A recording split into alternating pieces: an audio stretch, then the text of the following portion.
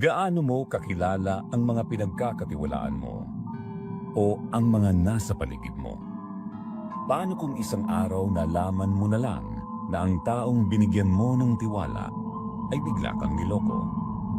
Paano kung lahat ng hinala mo tungkol sa asawa mo ay totoo? Handa ka bang magpatawad? O baka makapatay ka pa ng tao? Gusto kong malaman kung ano ang gagawin mo. Magandang araw, Sir Jupiter, at sa lahat ng inyong taga-subaybay. Ako nga pala si Ben, isang dating sundalo na nadestino upang maprotektahan ang isang tiwali at tusong general. Hindi ko na po sasabihin kung taga saan ako at babaguhin ko na lamang ang lahat ng pangalan ng mga tauhan sa kwento ko. Pero isa lang ang sinisiguro ko, lahat ng maririnig nyo mula sa kwentong ito ay totoo. Lalo na ang tungkol sa malulupit na mga aswang.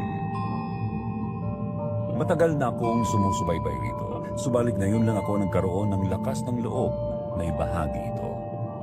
Tumatanda na rin kasi ako. Baka mahuli na ang lahat at sumaman lang sa hukay ko ang karanasan ko ito. Pakinggan po ninyo at hayaan ninyong mabasa ko ang inyong komento tungkol sa ibabahagi ko ritong karanasan nung minsan nakainkwentro ko ang ilang mga aswang.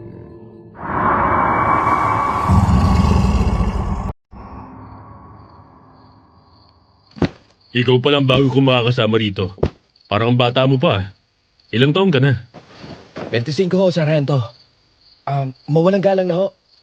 Ang sabi po ko sa akin, top secret mission daw po ito eh. Pero, bakit parang wala namang kalaban at tayong dalawa lang po ang sundalo rito? Masyado kang matanong ha. Isa lang ang trabaho natin dito. Yun ay ang bantayan mabuti si General De Vera. Marami nagtatangka sa buhay niya lalo't nasa bakasyon siya ngayon. At saka anong walang kalaban? Alam mo bang nangyari sa papalitan mo rito? Hindi ho. Ano po bang nangyari sa kanya? Natagpuan siyang walang buhay sa paanan ng bundok. Laslas ang lieg, wakwak ang tiyan, at nawawala ang ilang mga lamang loob. Akala namin rebelde pero ipinasuyo ni General ang lugar sa mga taga-baryo. At walang nakitang kahit na sino. Ang sabi ng matatanda, aswang daw ang may gawa nun. Pero huwag kang mapapaniwala. Sino ba namang maniniwala sa mga aswang sa panahon ngayon? Nakursunadahan lang yun, panigurado. Mayabang din kasi. Totoo ho ang mga aswang, Sargento. Sa palagay ba ninyo magagawa ng isang normal na tao ang ganong kalupit na pagpatay? Kahit o adik, magdadalawang isip na gawin ang ganon. At kung nawawala ang ibang lamang loob, malamang ho, kinain na yon. Ay nako, hindi ako makikipagtalo sa'yo. Paniwalaan mong gusto mong paniwalaan. Ang akin lang, mag-ingat ka kung ayaw mong magaya sa isang yun. Oo nga pala, halika rito. Nakikita mo yung malaking bahay na yon? Naroon si General. At kasama ang lugar na yon sa mga poprotektahan natin. Sige po. Ala, Sargento. Tingnan niyo po yun. Doon sa gilid ng bahay. May tao. Nasaan? Ah, oo nga no. Ano yung hila-hila niya? Tao po ata yun. Hoy! Tumigil ka! Hoy! Hindi po siya tumitigil.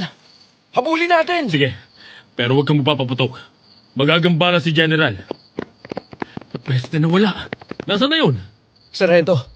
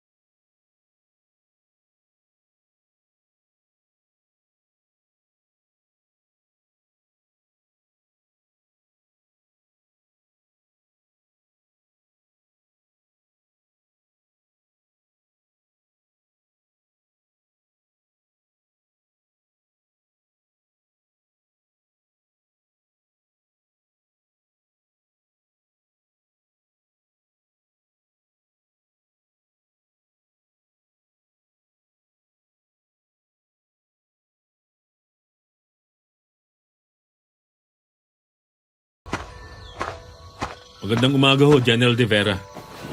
Magandang umaga naman, Salazar. Bakit nag-iisa ka? Nasaan yung bago mong kasama? Hindi ba't kagabi yung dumating? Huwag mong sabihin. Private Ben Fajardo, sir. Reporting for duty, sir. Ang bihira naman talaga tong si Gomez. Ang sabi ko magpadala ng mga kapagbantay sa akin. Eh mukhang ako pa ang magbabantay sa isang to. Napakapayat at namumutla pa. Marunong ka bang humawak ng baril? Opo, General. Isa po ako sa pinakamagaling bumaril sa batch namin. Sabi mo yan, ha? Oy, Salazar, Lito. Ikaw ang bahala rito kay... Ben po. Fajardo, Ben. Ben Fajardo. Eh, hindi makapagsalita ng diretso. Ituro mo sa kanya ang mga gagawin. At ang mga hindi dapat gawin. At mag-iingat kayong dalawa. Kapag may nangyari pa sa inyo, maki-question na ako. Naiintindihan nyo? Yes, sir. Yes, General. Magsabay kayo para kayong hindi mga sundalo. Do you copy? Sir, Yes, sir. Good. Dismiss. Sir. May i-report nga pala kami. Ano yun? Sabihin na ninyo at marami pa akong aasikasuhin. Kagabi po kasi, may nakita kaming umaaligid dito at may hila-hilang katawan ng tao. Ano? Totoo po yun, General. Tapos po, noong tinakbo namin, wala kaming inabutan. Pero po, naroon yung bakas ng dugo. Ang nakapagtataka lang, sinundan namin. Pero nawala yung bakas pagdating dun sa may puno ng bayabas. Nasaan yung bakas ng dugo na yan? Dito po. Eto po. Ang bihira. Sigurado kayong tao yung... Opo. Eto nga po yung puso. Itapon mo yan. Sino namang... Buwisit. Sino gagawa niyan? Ang totoo, General, hindi po namin. General! General! Sargento! Kapitan, anong problema? Bakit humahangos ka at namumutla? Para kang nakakita ng multo, ah. Buti nga ho sana kung multo lang. Ang kaso po, bangkay itong nakita namin. Bangkay? Oo, naroon sa sagingan at pinagtututukan ng mga manok nung makita kanina. Grabe po yung kalagayan ng bangkay. Parang yung nangyari po sa inyong tao. Pambihira. Puro tayo problema, ah. Salazar, Fajardo. Tara, puntahan natin. Sargento, hindi kaya yun yung nakita natin kagabi? Huwag ka muna maingay. Sumunod ka na lang. Halos kasisikat pa lang ng araw noon at yun kaagad ang unang balitang narinig namin. Dali-dali kaming pumunta nila General sa sagingan kung saan di umano nakita ang bangkay. Malayo pa lang nakita na namin ang tumpok ng nagkakagulong mga tao. At nang makarating kami doon, halos bumaliktad ang sikmura ko nang makita ang bangkay. Nakanganga ang kawawang lalaki. Wakwak ang tiyan at nakalabas ang mga laman loob. Hindi ko alam kung may nawawala doon basta kalunos-lunos ang sinapit ng bangkay na yon. General, Lola Minda, bakit narito po kayo? Maayos na po bang pakiramdam niyo? oo. Salamat sa mga gamot at pampadoktor na ibinigay mo. Nako, wala ho yun. Basta para sa inyo, kay Kapitan at kay Marisa. Walang problema. At para sa baryo, tinanggap niyo ako rito kaya ibabalik ko ang kabutihang yon. Salamat. Pero General, may malaki tayong problema. Hindi na ito normal. Una, yung mga tao mo. Ngayon naman si Pedring. May gumagalang mamamatay tao rito. At kailangan natin yung mahuli. Aswang ho ang may gawa nito. Hindi mamamatay tao. Aswang. Oy, Fajardo, itikong mo yung bibig mo. Kung wala ka rin sasabihing maayos. Pero General, paano po ninyo... Tumigil ka na. Hindi mo pwedeng sabihin yan lalo at wala tayong katibayan. Gagawa ka lang ng katatakutan mga tao. Mamaya magkagulo pa ng dahil dyan. Wag ho kayo mag-alala, Nanay Minda. Ako ang bahala. Mamaya rin ay ipapahanap ko ang gumagawa nito rito. Sa ngayon po, kailangan na maalis na rito ang bangkay at tumawag na ng pulis. Sige, yun ang gagawin namin. Maraming salamat sa iyo, General, ha? At pasensya na sa abala. Alam kong nagbabakasyon kayo rito eh. Nako, huwag po muna kayo magpasalamat. Saka na kapag nahuli natin ang gumagawa nito. Yung mga walang gagawin rito, maaari na kayong magsiuwi. Sige na, Salazar, Fajardo. Ihatid nyo itong si Lola Minda sa kanila. Pagkatapos ay bumalik kayo sa akin. Copy, General. Mag-radyo na lang din po kayo kung sakaling kailanganin nyo kami rito kaagad. Inalalayan ni Sargento si Lola Minda na medyo hirap na sa paglakad noon. Pansin ko rin na hindi niya masyadong naililingon ang kanyang leeg. Habang naglalakad kami, napalingon ako sa bangkay na tinatakpan na ng mga tanod na naroon. Doon ko napansin si Kapitan. Nakangiti siya habang tinatakpan ang bangkay. At nagulat ako nang makitang itim na itim ang mga mata niya. Itim na itim yon at walang kahit anong puti. Kinilabutan ako noon. Ngunit pagkurap ko ay normal na kapitan na lamang ang nakita ko. Normal ang mga mata niya at seryoso pa ang muka habang nagkakamot ng ulo. Sandali akong napatigil noon pero wala na akong nakitang kakaiba. Kaya naman nagpatuloy na lang ako sa paglakad. Salamat, Sargento, sa paghatid. Marisa! Marisa! Lola, nariyan na po. Sandali. Lola, tamang-tama po. At nakapagpakulo na ako ng kape nyo. At nakapaglagan na rin ako ng kamote. Si tatay ho. Nako, mamaya pa yon at inaasikaso yung nakitang bangkay. Oo nga pala. Sargento at ikaw, anong pangalan mo? Ben po. Ben Fajardo. Ben, ang gandang pangalan. Dito na kayo mag-agahan. Marami naman laging inihahanda itong si Marisa. Nako, salamat na lang po. Hinihintay na po kasi kami ni... Dito na muna tayo, bata. Hindi naman tayo hanapin nun ni General kaagad. Isa pa, masarap magluto yung si Marisa. Pagsisisihan mo kung hindi mo matitikman ang luto niya. Hoy, Sargento. Mamaya umasayang si Ben. Pero seryoso, dito na muna kayo kumain, ha? Sandali at ihahain ko yung sinangag at tinapa. Ay, sige. Dito na muna ako sa loob at magpapahinga. Kumain kayo ng marami dyan at marami kayong tatrabahuhin ngayong araw, panigurado. O siya, sige na. Salamat po. Ang ganda ni Marisa, no? Parang diwata. At hindi lang yon. Tingnan mo naman yung katawan. Pero wag kang magkakamaling porma niyan. Maraming umaalikid dyan at baka madali ka. Grabe ka naman. Totoong napakaganda ni Marisa at hindi ko iyon may pagkakaila. Tuwid at itim na itim ang napakahaba niyang buhok. Morena at talagang makinis ang kutis. Matangos rin ang kanyang ilong at napakagandang ngumiti. Kaya naman hindi mo masisisi ang sino mang lalaki na magkagusto sa kanya. Malabo rin na magustuhan niya ang tulad ko na patpatin at mukhang walang makain. Habang naghahain, napansin ko ang singsing na suot ni Marisa. May mamahaling bato yun at sigurado akong yari iyon sa ginto. Mawalang galang na Marisa. Pero may asawa ka na ba? Meron ka na kasing singsing eh. At mukhang mamahalin. Eto ba? Bigay lang to ng kaibigan ko sa bayan. At saka hindi naman mamahalin to. Ba't lang ng baso to? Sigurado ka? Alahero kasi ang tatay ko. Kaya magaling ang mga mata ko sa ganyan. At sigurado ako na hindi puwet ng baso yung nasa singsing mo. Hindi nga. Tanso lang ito. Tapos hindi ito diamante o ano. Wala namang may ganun dito eh. Salazar, Fajardo. Nasaan kayo? Over. Si General. General, this is Salazar. Ano pong problema? Over? Be here in 15 minutes.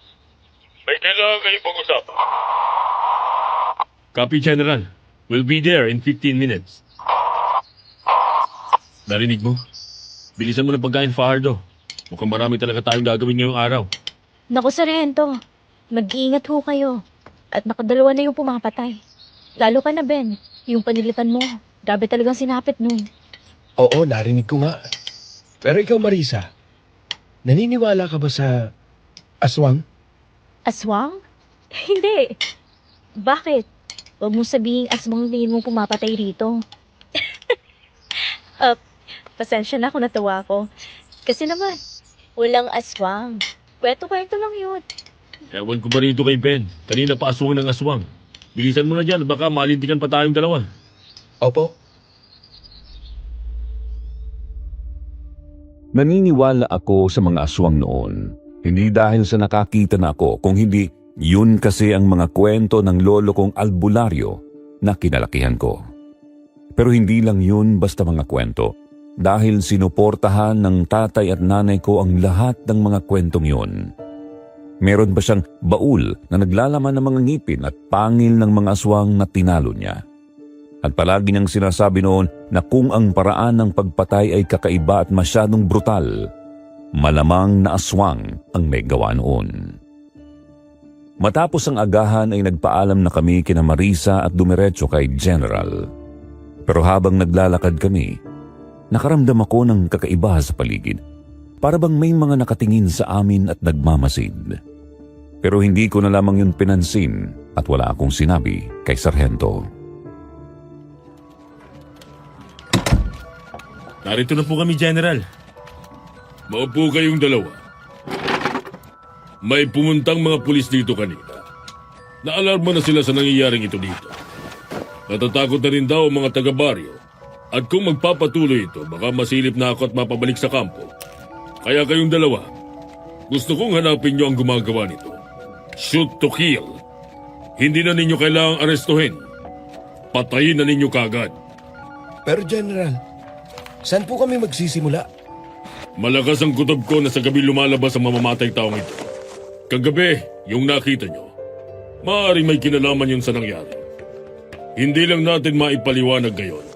Pero hindi rin magtatagal at malalaman natin kung sino ang hayop na gumagawa nito. Pero paano po kung aswang ang gumagawa nito, General? Ben, ano ba? Dito, uminaong ka. Eh, paano ba naman kasi itong si Fajardo, sir? Wala nang bukang bibig kundi aswang. Parang bata eh. Akala niya nakakatulong yung kanyang pag-iisip. Totoo ang mga aswang dito. General, pati ba naman kayo? Mga 15 taon nang nakakalipas na magkaroon ng operasyon doon sa kabilang bayan. Yung rebelde na nakalaban namin, anak ng aswang. At kitang-kita ng dalawang mga mata ko ang mga kampo ng demonyong yun. Hindi sila dapat na ituring na mga tao. Totoo po ba yan? Kahit ako noon, hindi makapaniwala. Pero nang nakaharap ko na sila, nagsisi ako na hindi ako naniwala kagad. Napatay namin ang anak, yung leader ng mga rebelde. Pero nakatakas sa mga magulang. Pero bakit wala po kaming narinig na kahit anong tungkol dyan? Dahil yun ang iniutos ng nasa itaas. Ginawa yun para hindi matakot ang mga tao. At sa tagal ng panahon ay nabaw na lang yun sa libo. Maging ang mga kasama ko ay naging tikom ang bibig tungkol doon. Kaya wag nating alisin ang posibilidad na aswang nga ang gumagawa nito. Kung gayon po, dapat din tayong maganda ng mga panlaban sa mga aswang. Siguro sabihan natin sila, Kapitan, na maganda ng mga asin, abo at bawang. Ganon din ang mga pinatulis sa kahoy. Tama. Huwag kang mag-alala. Sasabihan ko sila. Oo nga pala. Isa pa nakatanggap ako ng tawag mula sa headquarters. Papunta raw dito ang asawa ko. Salazar, alam mo na to pero pinaaalalahanan kita. Wala kang sasabihin sa kanya tungkol sa mga bagay na alam mo. Naintindihan ko po. Sabihan mo na lang itong si Fajardo. Kapag may nadulas sa inyo, dalawa kayong patatalsikin ko sa serbisyo. Naiintindihan mo? Yes, sir. Pagkatapos noon, umalis na kami ni Sargento sa opisina ni General. Palabas na kami nang makasalubong namin si Marisa. May dala siyang basket ng mga gulay at ilang mga prutas. Papasok siya ng bakuran kaya naman tinanong ko siya. Oh, Marisa, may kailangan ka kay General? Oo, ipinapadala ni nanay itong mga gulay. Ah, ganun ba? Sandali at sasabihan ko muna si General at baka Hindi na magulat. kailangan, Fardo. Hinihintay talaga siya ni General. Umalis na tayo at marami tayong gagawin. Ganun ba? O sige, pasensya ka na Marisa. Diyan ka na muna. Wala yun. Kung gusto nyo, mamaya, sa bahay na kayo magtanghalian. Pagluluto ako ng puso ng saging. Gagataan ko. Eh baka naman magalit sa kapitan yan. Hindi. Bakit naman siya magagalit? Teka, si Kapitan ay... Tatay ko. Talaga? Oo nga. O paano? Mauna na muna ako. Mamaya ha? Sige, darating kami. Pumasok na si Marisa sa bahay pagkatapos noon. Nasulyapan ko pang sinalubong siya ni General. At habang pasara ang pinto parang umakbay si General sa kanya. Hindi ko lang masyadong nakita pero sa halip na mag-isip ng kung ano-ano, hinayaan ko na lang yun. Bago kami tuluyang makalayo, narinig kong inilak nila ang pinto mula sa loob. Isang bagay na ipinagtaka ko. Hindi naman kasi yata iyon kailangan. Pardo, yung sinabi ni General kanina, tungkol yun sa mga, alam mo na, lalaki si General at may mga pangangailangan din. Anong ibig mong sabihin? Babae? Tungkol sa babae yun? Oo, maraming babae dito si General. At ang asawa niyan, sobrang silosa. At kung matapang si General, sinasabi ko sa'yo, tiklop yan sa asawa niya. Kaya mag-iingat ka kapag tinanong ka nun. Ang lagi mong isasagot, wala po, hindi po. Abala lagi kami rito. Naintindihan mo? Opo. O sige na, kumuha ka na ng gamit mo at maghiwalay tayo. Ikaw, doon ka sa may bundok. Ako doon sa may ilog. Doon na lang tayo kina Marisa magkita mamayang tanghali. Kalingan mo, hindi matutuwa si General kapag wala kang dalang balita mamaya. Matapos kong kunin ang baril ko at makapagsapatos ng maayos, nagpunta na ako sa may bundok. Dumaan ako sa sagingan kung saan nakita ang bangkay at naroon pa rin ang bakas ng nakakakilabot na pangyayari. Dumiretso ako at napunta ako sa gilid ng isang bangin. Nagtingin-tingin ako sa paligid. Hindi kalayuan mula sa akin ay taraw ko ang isang maliit na kubo na nababalot na ng mga gumagapang na halaman. Nang biglang may naramdaman ako sa paligid. Biglang uminit ang paligid at pakiramdam ko may nagmamasid sa akin. Sinong nariyan? May baril ako rito. Huwag kang magkakamali. Buburdahan ko ng balay ang katawan mo. Binabalaan kita, ha? Huwag mo kong... Ay, teka! Huwag mo kong barilin! Hindi ako masamang tao. Ano ka ba naman, Lolo? Huwag kang manggugulat ng ganyan. Paano kung nakalabit ko yung gatilyo? Patay ka sana. Ay, pasensya na. Ay, akala ko rin ay kalaban ka eh. Kalaban? Ay, wala ka bang nakitang kakaiba rito? Dito banda natagpuan yung pinatay, hindi ba? Oo nga ho. Sino ho ba kayo? Ay, pasensya na. Ako nga pala si Tasyo. Ikaw si... Fardo. Eto, nakasulat sa uniforme ko. Mang Tasyo, ano ang ginagawa niyo rito? Hindi naman ho kayo mukhang nangangahoy at nangangaso. Ang liit ng kutsilyong dalan niyo eh. Hinahanap ko yung aswang. Narinig ko kasi yung balita sa kabilang baryo. At sigurado kong hindi tao ang may gawa noong pagpatay. Pero, paano po ninyo yun mahahanap? Wala naman kayong kagamit-gamit. Alam ko ang ginagawa ko. Ikaw, bakit ka narito? Bakit may sundalo rito? May operasyon kayo? Wala ho. Nagbabakasyon kasi yung general namin dito. Isa ho ako sa mga bantay. Pahardo, Kapitan! nagawi ka rito. Delikadong lugar na ito. Maraming ahas rito at mga baboy mo. May hinahanap ka ba? Wala ho. Rumuronda lang ho. Utos ho ni General. Ah, ganun ba? Oo, sige. Mag-iingat ka. At etong matanda naman na to. Saan ho kayo? Hindi ko ho kayo namumukaan. Ay, wala. Taga-kabilang baryo ako. Naligaw lamang. Alam mo naman ang matatanda. Ay sige, dito na ako. Pasensya na kayo. Salamat sa iyo, Ben.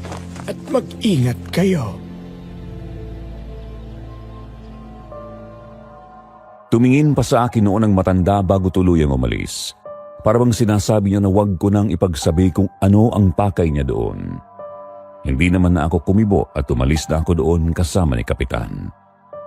Pero naghiwalay rin kami dahil mayroon din daw siyang aasikasuhin sa mga pulis. Habang naglilibot, napadpad ako sa lugar nila Marisa. Hindi ko akalain na may daan pala doon at nakita ko siya na abala at hirap na hirap sa pagsungkit ng puso ng saging. May kataasan din kasi ang mga puno ng saging doon. Doon ko mas napagmasdan ang ganda niya, Sir Jupiter, at talagang napahanga ako ng husto. Ano ba naman kasi itong pangkalawit na to? Napakapurol na. Marisa! Halika, tutulungan na kita. Kaya ko naman to. Ayaw lang kumagat nitong pangkalawit. Akin na, pasubok ako. O, di ba? Kulang ka lang sa pwersa. Pero mapurol na to. Aasahin ko na lang para sa susunod, hindi ka na mahirapan. Talaga? Salamat ha. Si tatay kasi palagi na lang abala dun sa pag-aasikaso sa mga pinatay. Tapos narinig ko na lahat ng kalalakihan, inuutusan na tumulong sa paghahanap at pagbabantay. Lalo na sa gabi. Nakakatakot na nga eh. Nako, huwag kang matakot. Narito kami. Ako, puprotektahan namin kayo. Salamat naman kung ganoon. Ang totoo, panatag kami na narito kayo nila General. Paano? Kasya na ba to? O isa pa? Kasya na yan. Tayong tatlo lang naman nila Sargento ang kakain eh. O, bakit? Si Lola tatay mo. Hindi sila kumakain itong mga nakaraan. Ang sabi ni Lola, sabi raw ng doktor ay magbawas sila ng pagkain. Tumataas daw ang presyon ng dugo nila, kaya ayun. Kape lang madalas si Lola at konting kanin. Si tatay naman, madalas buko ang kinakain. Nagtaka ako sa sinabing yun ni Marisa. Alam kong matanda na ang lola niya at may edad na rin ang kapitan. Pero parang kalokohan na hindi na sila kumakain na maayos at nagtitiis na lang sa kape at buko. Subalit, wala na akong ikinomento doon. Mabigat ang puso ng saging dahil may kalakihan yun. Kaya naman tinulungan ko na si Marisa na buhatin ang gulayin sa mismong bahay nila. Pero ang pagtulong na yun ay nauwi na rin sa pagtulong ko sa pagluluto. Ako ang nagkadkad ng nyog at nagpiga noon. At habang magkasama kaming nagluluto, hindi ko napigilan ang sarili kong mahumaling kay Marisa. Napakaganda kasi talaga ng ngiti niya at ang tawa niya, talagang nakakahawa. Noon lang ako nakakita ng ganoon kagandang babae. Baka matunaw naman ako niyan, Fajardo. Grabe ka makatitig sa akin eh. May dumi ba ako sa mukha? Wala naman. Pasensya ka na. Napakaganda mo kasi. Ewan ko sa'yo. Bolero? Siguro ang dami mong kasintahan sa pinanggalingan mo. Wala, no? Sa Maynila, Marta ang mga babae. Walang katulad mo doon. Ay, naku ka. Nailagay ko na yung sili. Tikman mo nga. Ang sarap! Sa totoo lang, ngayon lang ako nakatikim ng ganito kasarap na luto sa puso ng saging. Salamat naman at nagustuhan mo. Marisa? Ano yun? Wala. Maghahanda lang ako ng pinggan. Baka dumating na rin yung si Sargento eh. Nawalan ako ng lakas ng loob. Gusto kong sabihin sa kanya noon na gusto ko siya at gusto ko siyang ligawan. Pero naunahan ako ng takot at kaba. Pakiramdam ko roon hindi ako nararapat sa kanya. Sa kabutihan at kagandahan niya. Lumipas ang ilang sandali at dumating na nga si Sargento. Aba, ang aga mo rito ah. Kumusta yung pagronda mo? Wala akong nakitang kakaiba. Pero may nakilala akong matanda galing sa kabilang baryo. Hinahanap din daw niya yung aswang. Ang bihira ka, baka matandang mali-mali lang yun. Ay, dako. Kung aswang man ang gumagawa dyan, Dapat na mahuli yan sa lalong madaling panahon. Maghahasik ng lagim ang punyetang nandito eh. Kagaya nung kwentong nangyari sa kabilang bayan noon. Lola Minda, Pero kwento lang ho yun. Hindi sila kwento lang, Apo. Dahil nakita ng dalawang mga mata ko kung paanong pinatay ng mga sundalong aswang na pinuno ng rebelde. Wala ka naman pong nakukwento sa amin tungkol dyan, La. Dahil wala rin namang maniniwala. Yun kasi ang gusto ng nasa itaas. Itago ang katotohanan yun tungkol sa mga aswang. Nako, wag na po natin pag-usapan yan. Ang mabuti pa ay mananghalian na po tayo. at tamang-tama. Magsasandok na muna ako ng ulam. Maupo na ho kayo, Lola Minda. Ay, naku, hindi na. Hindi ako kumakain yan eh. Nakakasuka ang amoy. Ay, Marisa, yung kape at buko ko, pakisuyo na lamang sa loob. Diyan na kayo, papasok na ako. Nakakagulat ang reaksyon ni Lola Minda. Hindi naman mabaho ang ulam na niluto namin at karaniwan na magugustuhan yun ng mga matatanda lalo at gulay. Tinikman ko rin ang ulam at talagang napakasarap noon, kaya naman hindi ko maintindihan kung bakit parang diring-diri si Lola Minda doon. Hindi naman na yun pinansin ni Marisa kaya hinayaan ko na lang din. Kumain na lang kami at nang matapos at makapagligpit ng mga pinagkainan, bumalik na kami ni Sargento sa barracks namin. Inanyayahan naman kami ni Marisa na bumalik kinabukasan para ulit sa tanghalian. Isang bagay na hindi ko tinanggihan. Mabuti at tahimik si General ngayon. Nakapagpahinga tayo ng maaga. Nakakapanibago nga lang eh. Hindi ba kailangan pa natin mag-report? Wala rin naman tayong ire-report. Kahit tong hapon, wala tayong nakita. Kung sa bagay. Sige na, magpahinga ka na muna. At ako na muna magbabantay. Magpalitan tayo kada 4 na oras. Naintindihan mo? Yes, sir. Hindi na ako nagubad ng sapatos noon. Damit lang ang pinalitan ko para presko man lang bago magpahinga. Pero kakapikit ko pa lang noon nang makaramdam ako ng naglalakad sa labas ng barracks. Idinilat ko ang mga mata ko at nakiramdam. Maya-maya nakarinig ako ng parang malakas na paghinga. Hindi ko lang mawari kung hayop ba yun o ano. Malakas yun, garalgal at nakakatakot. Tatayo na sana ako nang makarinig kami ng ingay ng motorsiklo at sinundan yun ng malakas na boses ng isang babae. Marcelo, alam kong narito ka. Lumabas ka dyan. Pardo, gumising ka. Si Madam Cynthia, yung asawa ni General, narito na. Ha? Bumangon ka dyan. Tumakbo ka sa likod at gisingin mo si General. Bilisan mo! Marcelo! Naiinip na ako! Ala, Diyos ko po. Shotgun yun ah. Oo na, bilis na. Kumilos ka na bago pa tayo butasan sa katawan ng Madam. Bilis! Ako nang haharang sa kanya. Doon ka dumaan sa gilid. Huwag kang magpakita sa Madam. Bilis! Dali-dali akong tumakbo sa gilid ng bahay ni General. Tinanaw ko pa ang pinanggalingan ng putok at doon nga ay nakita ko ang isang babaeng may mahaba at kulot na buhok, nakamaong yun at may hawak na shotgun. Tumalon ako sa bakod at pagkatapos ay dumiretso ako sa likod ng bahay. May maliit na pinto doon at nang itulak ko yun nagulat akong bukasyon. Tila ba sadyang bukasyon para sa mga ganoong sitwasyon. Pumasok ako. Pabulong kong tinawag si General pero hindi siya sumasagot kaya dumiretso na ako sa itaas. Marcelo! Lalabas ka ba o susunugin ko tong baryo? Diyos ko po. Ang tapang naman ng asawa ni General. General, nasan ka na ba? General! General! Ano ba yun? Kaping gabi na, anong problema at parang hinahabol ka ng halimaw?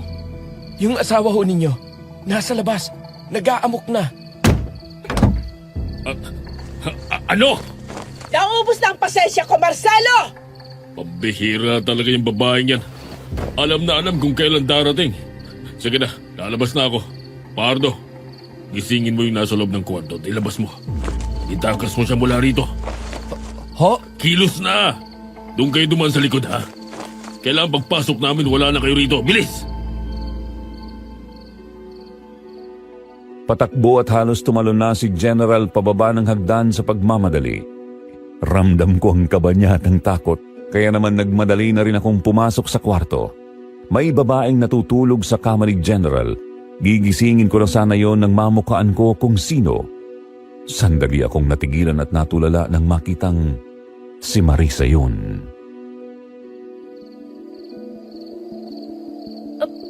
Ben, anong ginagawa mo rito? Si General! Marisa kasi Ano? Sumagot ka! Anong binabalak mo? wala akong binabalak sa'yo. Pero yung asawa ni General nasa labas. Kailangan mo nang umalis dito. Kung hindi, malilintikan ka panigurado. Ano? Sandali lang! Naku naman! Bilisan mo! Doon tayo sa likod dadaan. Sandali lang! Wala akong damit eh! Tumalikod ka muna, Ben. Magdadamit lang ako. Tumalikod ako mula sa kanya habang sinasabing kailangan niyang magmadali. At habang sinasabi ko yun, parang may kung anong kirot akong naramdaman sa aking dibdib. Nadismaya ako sa aking natuklasan. Hindi ko inakala na ganoong uri pala siya ng babae. Matapos niyang magdamit, tinawag na niya ako. Narinig ko ng pinto sa baba na bumukas, kaya naman dali-dali na kaming tumakbo sa likod.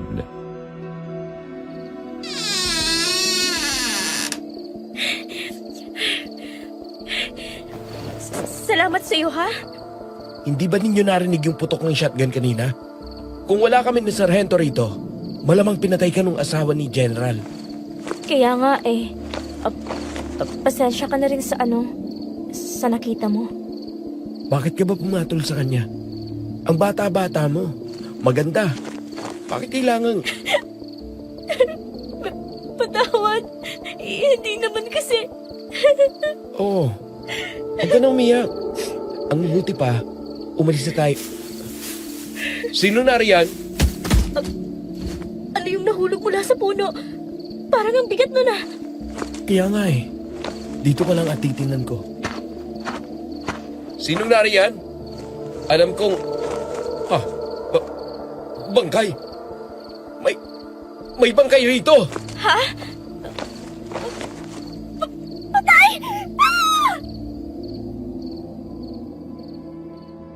Nagulat ako nang biglang tumili si Marisa sa likuran ko. Sumunod pala siya sa akin at nakita niya ang bangkay. Yun ang narinig naming nahulog mula sa isang puno at gumulong-gulong. Duguan ito at puno ng kagat ng kung anong hayop ang buong katawan. Butas rin ang katawan noon at talagang nakakakilabot tingnan. Nagtawag ng atensyon ng tili na yon ni Marisa at hindi nang tagal pumunta sa amin si Sargento at si General kasama ang asawa nito. Bakas ang pag-aalala at gulat sa mga mukha nila. Ano yung sigawan na yon? Sino ba yung mga yan? Tao mo ba tong lalaki? Baka naman hinaharas niya yung babae. Hoy, Pardo! Ano ba yan? Bakit sumugawan itong si Marisa? Nako, wala pong ginawa sa akin si Ben. May bangkay po kasi, you know. Bangkay? Saan? Ha? Ay, Diyos ko, ano yan? Marcelo, anong nangyayari dito? Pardo! Hindi ko alam kung anong nangyari, Sargento. Basta na lang bumagsak yan eh. Kaya napatili itong si Marisa dahil sa gulat eh. Yeta. Sige na. Tawagin niyong kapitan. Cynthia, mahal. Doon ka muna sa loob ng bahay. Papanganib rito. Tara. Mabuti pa nga. Pero kasalanan mo, Marcelo, kung may mangyari sa akin dito. Kung sumasagot ka lang sana sa mga sulat at telegrama ko. Huwag ka nang manisi. Tara na. Kayong dalawa. Ihatid na ninyo itong si Marisa sa kanila. At pagkatapos, ay papuntay niyo dito ang kapitan at mga tao niya para makilala kung sino itong bangkay. Copy, sir. Matapos kong kumuha ng baril, inihatid na namin si Marisa noon. Wala kaming kibo. Hindi ako nagtanong ng kahit ano. Bakas ko ang lungkot sa mga mukha niya pero hindi ko alam kung ano ang dahilan noon. Pagdating namin sa kanila, naabutan namin si Lola Minda na naguhugas ng kamay. Tinawag naman ni Marisa ang tatay niya at kaagad naming sinabi ang nangyari. Mabilis na nagbihis si Kapitan. Tinawag ang mga tao niya bago umalis. Dito ka muna, Pardo. Bantayan mo sila, Marisa. Sumunod ka na lang doon maya-maya.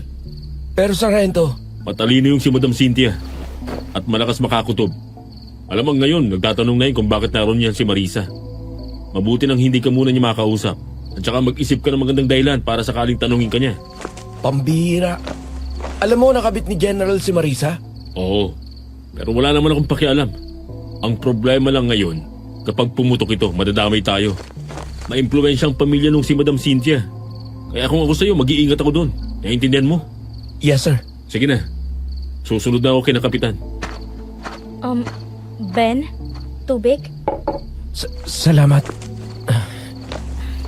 Malamang maraming naglalaro dyan sa isip mo ngayon. Bakit o ginawa yun? Kung masama ba akong babae? Malandi ba ako? May karapatan ka namang isipin ang mga ganong bagay. Lalo na't nahuli mo ako sa akto. Pero gusto ko lang malaman mo na ginagawa ko yun dahil kailangan ko. Hindi mo kailangang magpaliwanag sa akin, Marisa. Hindi mo ako kilala. Hindi mo ako kaano-ano. At wala akong karapatan na husgahan ka. Pero nalulungkot ako. Ang totoo, palagay ang loob ko sa'yo, Ben. At alam kong nadismaya kita. Kung una lang sana kitang nakilala, hindi ko siguro magagawa ang ganun. Hindi pa naman huli ang lahat, Marisa. Ibig kong sabihin, hindi pa huli na umalis ka sa ganong relasyon. Lalo na at hindi madaling kalaban ang asawa ni General. Isipin mo, may dala siyang shotgun. Kung nagkataon talaga kanina, at siya ang nakaabot sa'yo, patay ka na sana ngayon. Pero kung gagawin ko yon, matitigil ang gamutan nila lola at tatay. At kung mangyayari yon, hindi ko alam kung saan ako kukuha ng pera pagtusto sa mga gamot nila. Napatitig na lang ako kay Marisa nang marinig yun. May malalim palang dahilan kung bakit niya nagawa yun. Sa hirap ng buhay doon, mahirap talaga pag mayroon kang pinapagamot, lalo na at dalawa pa. Gusto kong sabihin noon na ako na ang sasagot sa mga gamot ni Kapitan at ng lola niya. Tigilan lang niya ang relasyon nila ni General. Pero wala rin naman akong sapat na kakayahang gawin yun. Nagkwento siya tungkol sa kabataan niya pagkatapos noon. Siguro para maibsan ang kahihiyan na kinakaharap niya. Hanggang sa lumalim na ang gabi, tinamaan na ng antok si Marisa kaya naman pinapasok ko na siya at nagpaalam na akong aalis. Wala naman na siyang sinabing iba. Pero bago ako umalis, hinawakan niya ang kamay ko at muling nagpasalamat at humingi ng patawad. Pambihira yung si Marisa. Imbis na magalit ako may paghawak pa ng kamay. Hay nako, Ben. Gumising ka. Mayayari ka pa kay General niyan eh. Psst. Sino yan? Huwag kang magbibiro ng ganyan. Madilim at may dala akong barel. Psst. Sino nariyan? Huwag kang makikialam dito sa lugar na ito, sundalo. Sinasabi ko sa'yo, pahihirapan kita hanggang magmakaawa ka. Napatayin na lang kita. Sino ka ba? At bakit mo ako pinagbabantaan? Kung totoong malakas at matapang ka, lumabas ka na lang at magharap tayo. Matapang na bata, nakakahanga. Pero ramdam ko na arte lang ang lahat ng yan.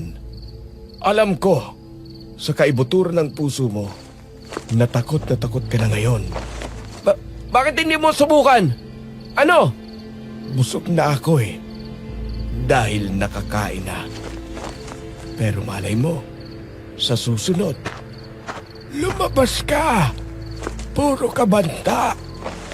Ano? Kinakaya-kaya mo itong bata? Ha? Ano? Nagulat ako sa biglang pagdating ni Mang Tasyo. Pero biglang nawala ang mabigat na pakiramdam ko sa paligid pagkatapos noon. Humangin ng napakalakas at pagkatapos hindi na ulit namin narinig ang nakakatakot at misteryosong boses. Ayos ka lang. Oo naman po. Teka, bakit narito po kayo? Gabing-gabi na. Gaya nung sinabi ko noong nakaraan, hinahanap ko yung aswang at yung kausap mo kanina. Yun. Magaling lang magtago ang hinayupak at hindi ko matunton. Ha? Pero bakit bigla na lang po niya akong pinagbabantaan? Dayo lang ako rito.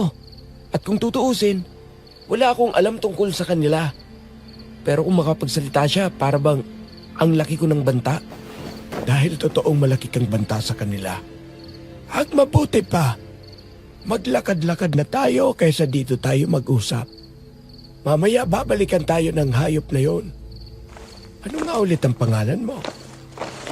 Ben po. Ben Fajardo.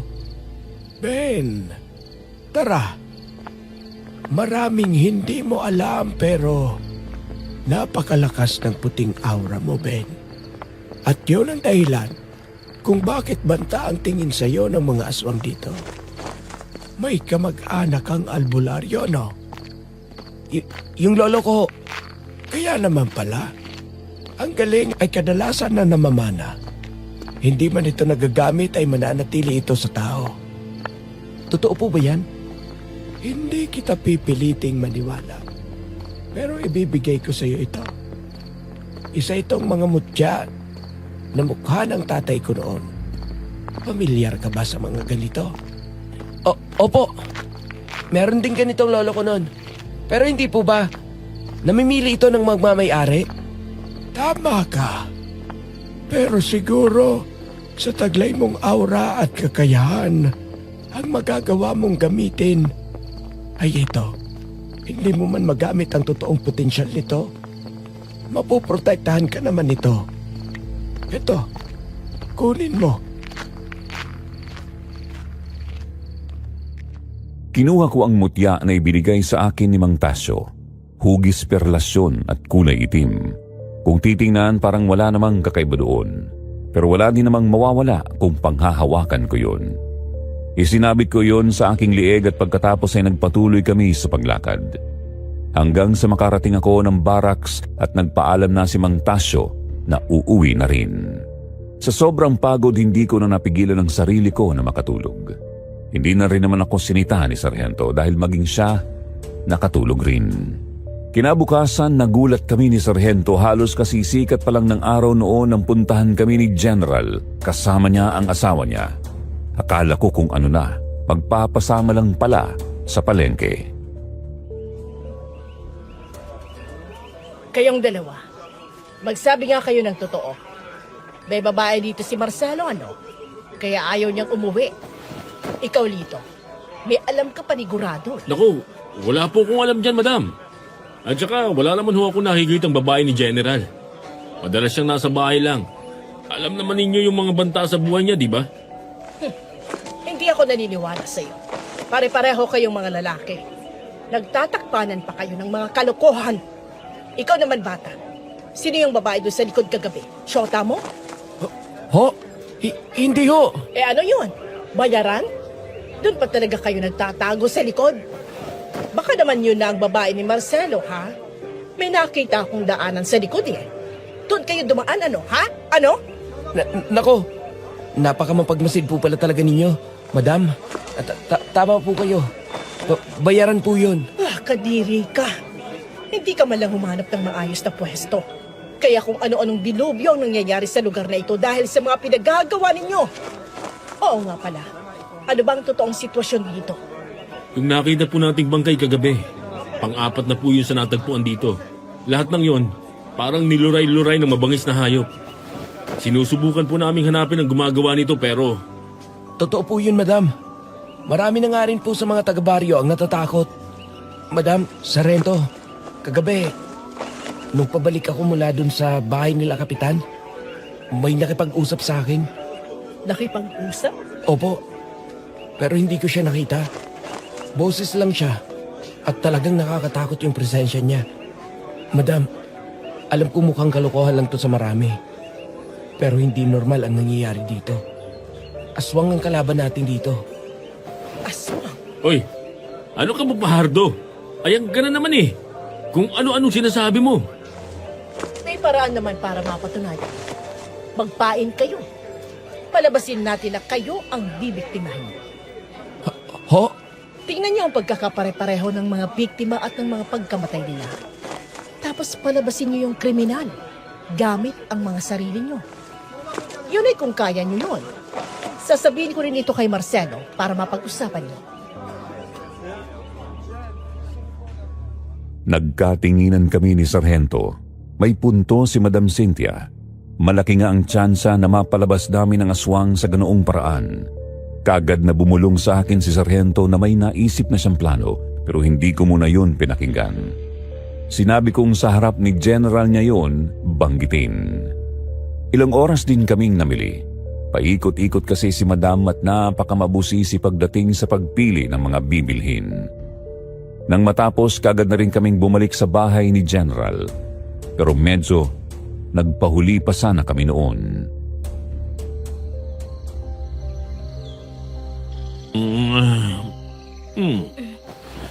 Mabutit dumang ka rito.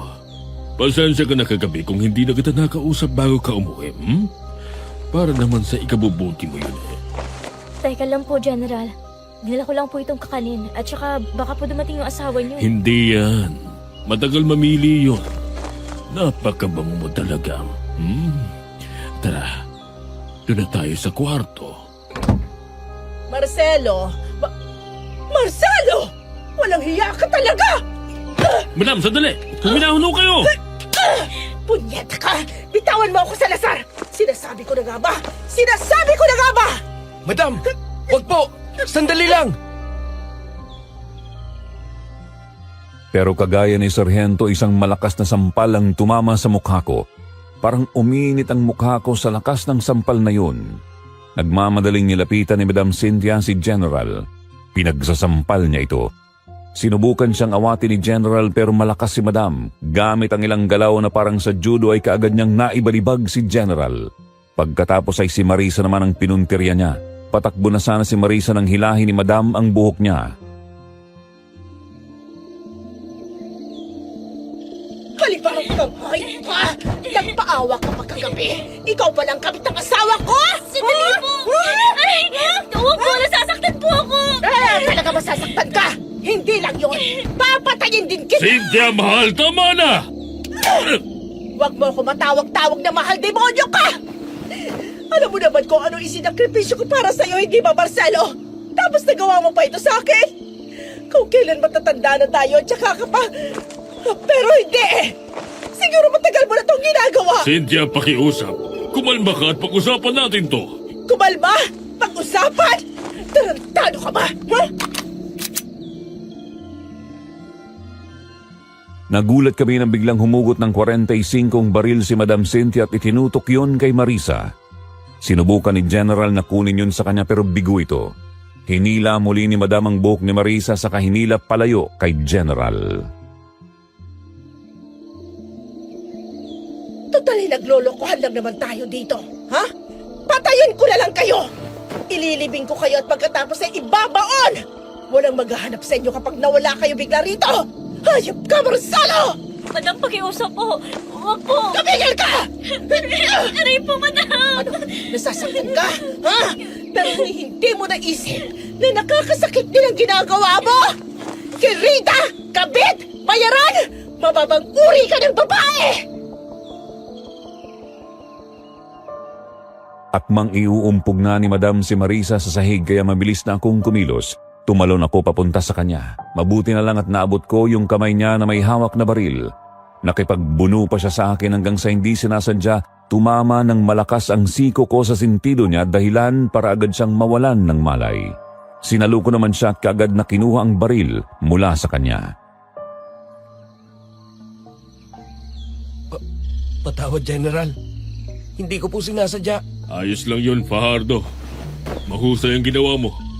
Marisa, ayos ka lang. Huwag niyo po akong hawakan. Marisa. Marisa, sandali. Pampihira. Salazar, sundan mo si Marisa. Siguraduhin mo makakauwi siya ng ligtas. Opo. Ikaw naman, Fajardo. Dalhin mo sa isang kwartong yan si Cynthia. Bantayan mo siya at huwag mong palalabasin. Kahit anong mangyari, ako nang bahala sa lahat ng armas niya. Sige na, kilos na! Yes, sir. Kaagad kong binuhat si Madam Cynthia at dinala sa isa pang kwarto doon na nasa ibaba lang. Napansin ko na nagkapasa siya sa parte kung saan ko sa tinamaan kaya naman kumuha pa ako ng malamig na tubig at dinampian yon para hindi tuluyang mamaga. Panay ang hingi ko ng tawad noon. Natakot ako sa ginawa niya pero naiintindihan ko siya. Naitanong ko tuloy sa sarili ko kung ganoon din ang magiging reaksyon ko kung magtaksil sa akin ang pinakamamahal ko. Kayo ba, makakapatay rin kayo sa ganoong sitwasyon? Matapos na masigurong ayos na siya, lumabas na ako ng kwarto at nagbantay. Lumipas ang mga oras at madilim na nang magising siya. Wala si General noon at si Sargento. Hindi pa sila bumabalik magmula noong umaga. Buksan niyo ito! Marsano! Hayop ka! Papatayin kita! Kayo ng kabit mo! Buksan niyo to! Naku naman, nasaan na ba si General? Ang mabuti pa, huwag na ako magsalita para... Alam ko may tao dyan! Fajardo! Buksan mo to pinto! Madam, pasensya na ho kayo, pero mahigpit na bilin ni General na huwag kayong palabasin. Pakiusap po. Tarantado talaga yung amo mo! Tawagin mo nang makapag-usap kami! Wala pa ho siya rito eh. Hindi pa po bumabalik. Hayop na yun! Naroon na naman sa kabit niya! Oh, punyeta talaga! Marsano! Punyeta, Fajardo! Buksan mo ang pinto! Bilis! Pasensya na po. Hindi ko po talaga pwedeng pakawalan kayo. Order po yun. Hindi mo naiintindihan! May halimaw dito! Malapit na siya! Fajardo! Pagtingin ni Madam ay doon ko lamang naisip na mayroong mali kaya agad kong binuksan ang pinto ng kwarto at nagulat ako sa nakita ko. Wasak ang bintana at ang dingding na malapit sa kama na naroon at doon nakatayo ang isang itim at napakalaking baboy ramo. Pulang-pulang mga mata noon at nanlilisik. Kaagad ko iyong pinaputukan pero mabilis yung nakailag at salip na tumakbo ay nakipagtitigan pa iyon sa akin.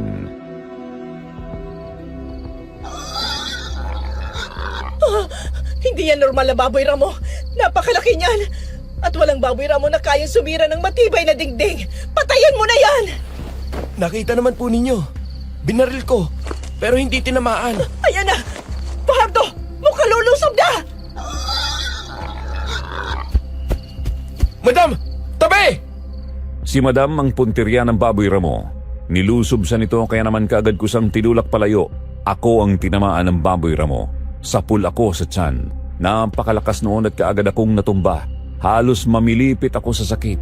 Kaagad akong bumangon pero sa pagkakataong yun ako na ang sinugod ng baboy ramo.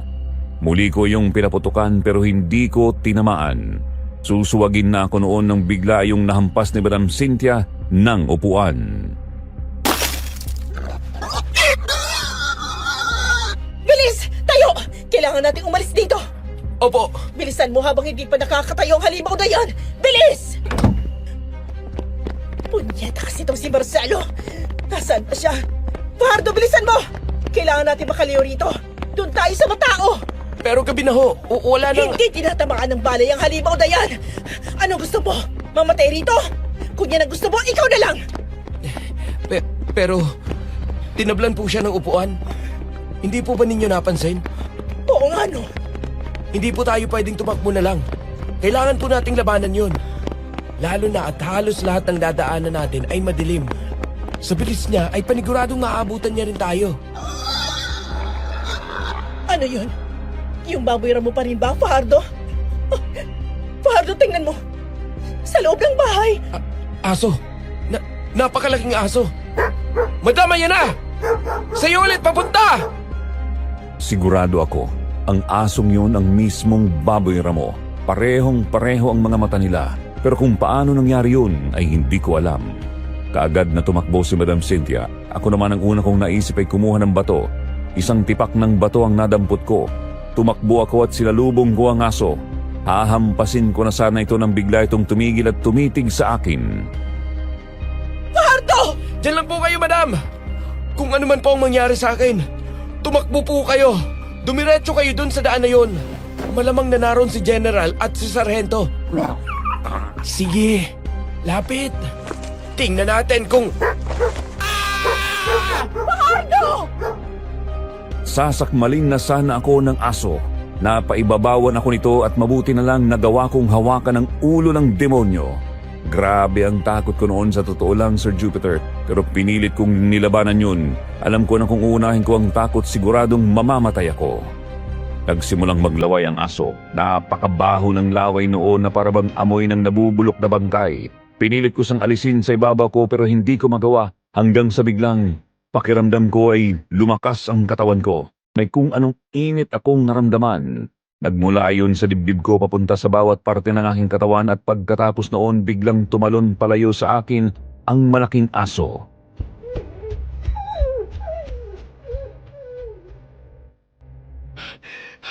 Hayop na yun. Ano nangyari? Ano ginawa mo? Paano mo napatakbo yun? Hindi ko rin po alam. Basta na lang. Hindi ko po talaga maipaliwanag, madam. Pero ang mahalaga, ligtas na po tayo. Tama ka. Salamat pala. Ha? Ang totoo, naiinis ako sa'yo dahil sa pangingialam mo kanina. Pero kung hindi dahil sa'yo, baka naging hapunan na ako ng isang yon. Pero ano sa tingin mo? Yun na ba yung aswang? Malamang po. Dahil kung hindi, paano niyo yun ipapaliwanag? Tama ka. Kung gayon, aswang talagang pumapatay dito sa baryo ito. Pahato, kailangang may gawin tayo. Pero madam, mapanganib ito. At hindi po ito ang ipinuntan niyo rito. Wala rin namang kwentang ipinunta ko rito. Isa pa, magandang paglabasan ng inis at galit ang halimaw na yon. At pagkatapos ko doon, si Marcelo at yung kabit naman niyang papatayin ko. Madam, Ano? yung tinatawag po ninyong kabit ni General, Ano? Huwag mong sabihin may gusto ka ron. Fajardo, walang silbi ang mga ganong babae. Kung iniisip mo na magiging maligaya ka sa hayop na yun, nagkakamali ka. Dahil ang ganong ugali ay parang sakit. Sakit na hindi gumagaling. Hindi na ako sumagot pa sa sinabing yon ni Madam. Hindi ko sa masisisi kung bakit ganoon siya magsalita. Naiintindihan ko ang galit at inis niya kay Marisa. Oo, hindi mabuting babae si Marisa pero para sa akin, katanggap-tanggap naman ang dahilan kung bakit niya yun ginagawa. Matapos yun ay bumalik na kami ni Madam Cynthia sa loob ng bahay. Kumuha ako ng martilyo at pako. Tuluyan ko nang isinara ang pinto ng kwartong nasira ng aswang.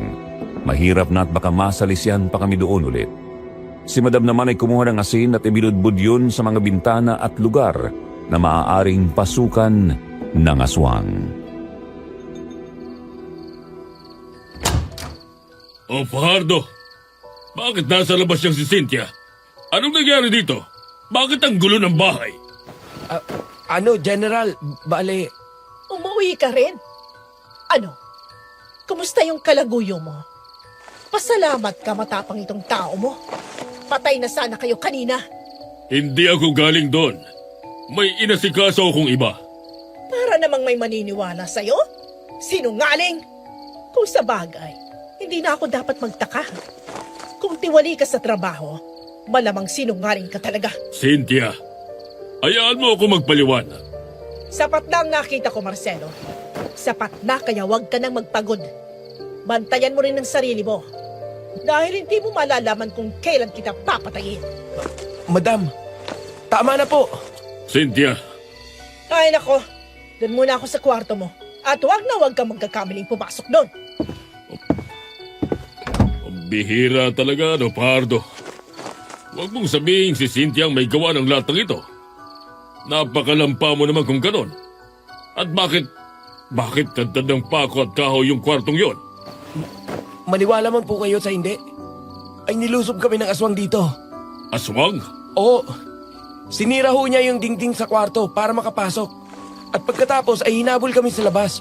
Kung hindi ko siguro nabuksan yung pinto sa oras, baka po wala na si Madam ngayon. Huwag mo akong pinagluloko, Fajardo. Wala ako sa mood na makipaglukuhan sa'yo. Totoo po yung sinasabi ko. Kung gusto po ninyo, tanungin pa po ninyo si Madam. Hindi po ako nagsisinungaling, sir. Aswang ang kalaban natin dito. Aswang ang pumapatay. General! Salazar, anong nangyari sa'yo? Tumahangos ka. May nakita na naman pong bangkay. Ano? Saan? Halos kagagaling lang natin sa labas, ha? Meron nga po. Si Lola Minda. Patay na po si Lola Minda. Ano? Maging ako ay talagang nagulat sa balitang iyon na dala ni Sargento. Nagmadali kaming lumabas ni General. Nang marinig naman ni Madam ang kaguluhan, dali-dali siyang bumaba. Hindi raw siya magpapaiwan doon. Tinanong din siya ni General kung totoo ang mga sinabi ko. Sinagot niya si General ng pabalang pero sinabi rin niya na totoo lahat ang sinabi ko. Sinundan namin si Lito at nagulat ako na sa bahay nila Marisa niya kami dinala. Naroon na ang ilan sa mga tanod at si Kapitan at si Marisa ay nasa gilid lang at umiiyak. Sa harapan nila ay ang isang bangkay na nakabalot na ng puting tela. Anong nangyari? Ayos naman kanina nung umalis kami ah. O, di ba? Dito ka galing sa bahay ng babae mo. Buisit ka talaga. Cynthia, magtigil ka ha. Hindi ito oras para dito. Akala mo kung sino, sinungaling naman. Madam, pakiusap po. Sige na, sige na. Doon na ako sa gate. Bahala kayo riyan. Marisa, ayos ka na ba? Ano nangyari dito? Ben, papatulog na sana ako dahil gabi na rin. Nung makarinig kami ni tatay ng kalis ko sa likod ng bahay. Kagad namin tinawag si Lola pero hindi siya sumagot. Pinilit namin buksan yung pinto. Pero nakasara mula sa loob. Kaya lumabas ako para tingnan mula sa bintana kung ano ang nangyari. At doon ko na nakita si nanay. Nakalabas ang kalahati ng katawan niya at may kagat sa leeg. Kagato sa leeg? Kagat yun ang hayop na parang sa aso. Pero napakalaki ng kagat para masabing aso ang may gawan. Kakatingin ko lang dun sa bangkay. Talagang kakaibang sugat na yun. Sinabi ko po sa inyo kanina, di ba? Nilusob kami ng aso. Malaking aso. Baka ho, yun din ang may gawa nito. At napagdiskitan si Lola Minda. Pero bakit si Lola? Karma na sa'yo yan. Cynthia, Sino ba tong babaeng ito? Hoy babae, kung wala kang... Huwag mo akong mahoy-hoy. Hindi mo ako kilala. Ako lang naman ang asawa ng kilakalandahin ng babaeng yan. Ano? Totoo ba ito? General, Marisa, anong sinasabi ng babaeng ito? tama na ho yan. Alam ko pong mahalaga ang bagay na yan. Pero mas mahalagang nangyari ito. May namatay na naman sa baryong to. Kapag lumaki pang issue na to, General, makakarating to sa media. At siguradong madadawit ang pangalan nyo. Kapitan, kailangan na nating mahanap ang hayop na gumagawa nito sa lalong madaling panahon. Wala akong pakialam kung paano natin tululutasin. Ang mahalaga, may maipakita tayo sa mga tao. May mapatunayan tayo para hindi sila matakot. Sige, General. Bukas na bukas rin. Susuyurin natin ang baryo. Gabi-gabi ko yung gagawin hanggang sa mahuli ko ang hayop na yon. At kung maaari, huwag sana ninyong sabihin at ipagkalat na pinatay si Lola Minda ng aswang. Sabihin na lang ninyo na inatake. Huwag na ring iburol. Ilibing na natin siya ngayon. Alam ko masakit ito, pero kung ibuburol natin siya, baka kung ano pang isipin ng mga tao. Wala ka pa rin ipinagbago, Marcel. General, gagawin mo ang lahat maprotektahan lang ang sarili mo at ang mga kagustuhan mo. Hindi yung ganon, Cynthia. Tama na yan. Sige, payag ako. Mga kasama, maghukay na tayo. Ililibing na natin ang nanay. Wala na rin namang nag-iimbal sa mo ngayong oras na ito. Sige na. At ikaw, Marisa, pumasok ka sa loob ng bahay at mag-usap tayo. Punyeta ka. Hindi kita pinalaking malandi. Dito ako may napansing kakaiba. Ang lungkot sa mukha ni Kapitan ay biglang nawala. Di ko may paliwanag pero nawala yung pagluluksa niya at ang galit niya kay Marisa parang hindi totoo, parang arte lang. Inutusan niya ang mga tanod niya na maghukay matapos makausap si Marisa sa loob ng bahay pero wala na siyang binanggit tungkol sa pagiging kabit nito. Matapos ang hukay kaagad niyang inihulog doon ang bangkay ni Lola Minda. Ni hindi yun inilagay na maayos, pinagulong lang hanggang mahulog sa butas. Nanalangin kami pagkatapos noon at noong tatakpan na sana ang hukay ay pumigil si Kapitan. Nais daw muna niyang makausap ang ina at siya na ang magtatabon ng hukay. Hindi na ako nagtanong noon at matapos yun, umalis na kami. Nagpaalam ako kay Marisa pero hindi na niya ako kinibo.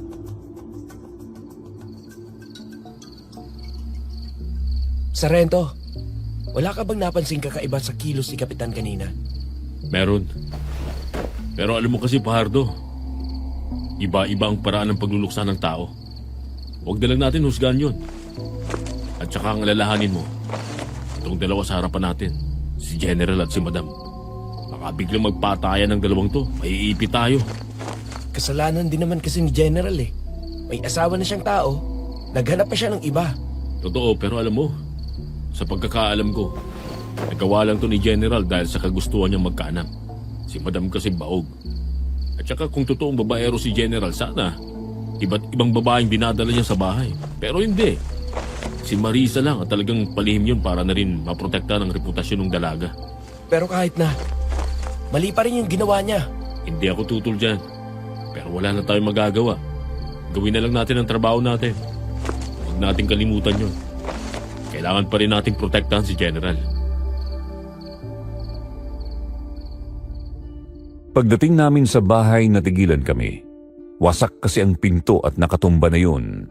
Sabay na bumunot si General at Sargento ng baril. Ako naman ay naghanap ulit ng bato at si Madam naman ay nakakuha ng retaso ng 2x2. Dahan-dahang pumasok sina General at pagbukas ng ilaw, nagulat kami sa aming nakita. Lalong gumulo ang mga gamit pero ang pinaka-nakakagulat ay ang dugo na ipinahid sa dingding ng bahay. Nakakadiri iyon at sa gitna ng bahay ay ang walang buhay na katawan ng isang inahing baboy. Ano bang nangyayari dito? Marcelo, may kaaway ka ba? Kung kaaway lang din marami. Pero walang maglalakas loob na gumawa ng ganito. General, tingnan niyo to. May nakasulat. Oo nga. Papunta na tayo sa pinakamasayang yugto. Malapit nang matapos ang lahat ng ito. General Marcelo de Vera. Punyeta. Sino magsusulat ng ganito? Sinong nasa likod nito? Pakiramdam ko, may naagrabyado kang tao. Isipin mo, baka maunahan pa ako ng hayop na yun sa pagpatay sa'yo. Cynthia naman. Bakit? Ha? Bakit? Cynthia, patawarin mo ako. Pero sa ngayon, kailangan muna nating tapusin ito. Itong gulong to. Pangako, magpapaliwanag ako at tatanggapin kong lahat ng galit mo pagkatapos nito. Huwag mo lang muna akong patayin ngayon dahil sa oras na mawala ako. Baka maubos ng demonyong gumawa nito ang mga tao dito sa baryo. Sasang-ayon ako sa'yo ngayon. Pero pagkatapos nito, sisiguraduhin ko na pagsisisihan mong ginawa mo sa akin. Umuwi ka na lang para hindi ka mapahamak.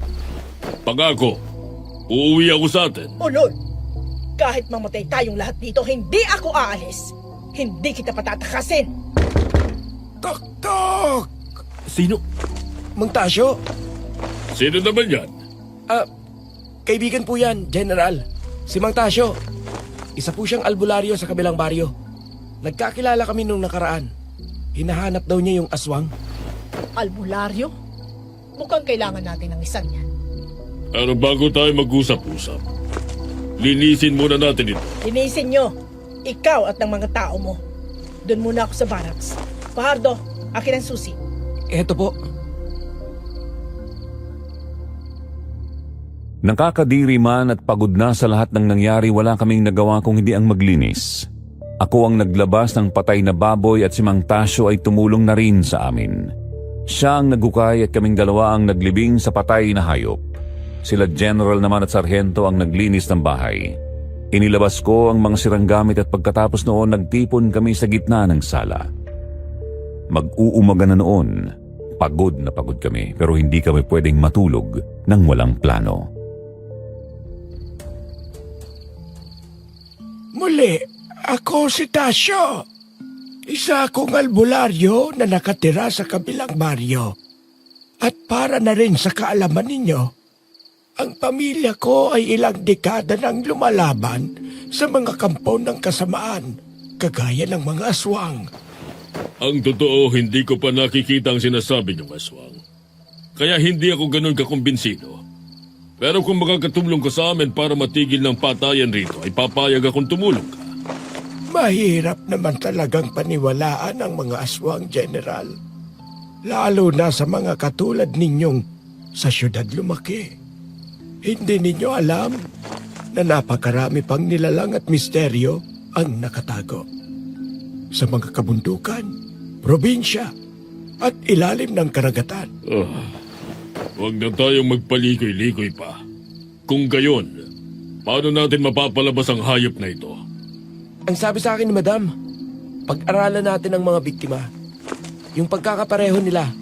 Pagkatapos, mapapalabas natin siya kung gagayahin natin ang pagkakapareho ng mga biktima. Ipapahay natin ang sarili natin? Oo, ganun na nga. Pagkakapareho. Ang alam ko lahat ng biktima ay mga lalaki. Nag-iisa sa gabi at walang dalang mga sandata. Ang naiiba lang ay si Lola Minda dahil bukod sa babae siya, sa mismong bahay nila siya pinatay. Oo nga no. Maganda naman yan. Pero hindi mo pa napapansin, General. Yung nangyari dito sa bahay. Yung mensahe na nakita ninyo. Sa tingin mo, hindi kaya ikaw talaga ang habol ng mga aswang na to? Naalala ko yung nangyari sa kabilang baryo. 15 taon na ang nakakalipas. Yung pamilyang aswang at yung anak nilang leader ng mga rebelde. Naalala ko yon. Doon yun sa baryo maiksi. Huwag mong sabihin, ikaw ang sundalong tumapos sa leader ng rebelde doon. Ako ang commander na naroon. Teka, bakit parang gulat na gulat ka? Dahil matapos yun, nang makaalis na kayo, kumalat sa baryo na yun noon ang patayan. Ang sabi, yung magulang ng rebelding napatay ninyo ang gumagawa at hinahanap nila kayo.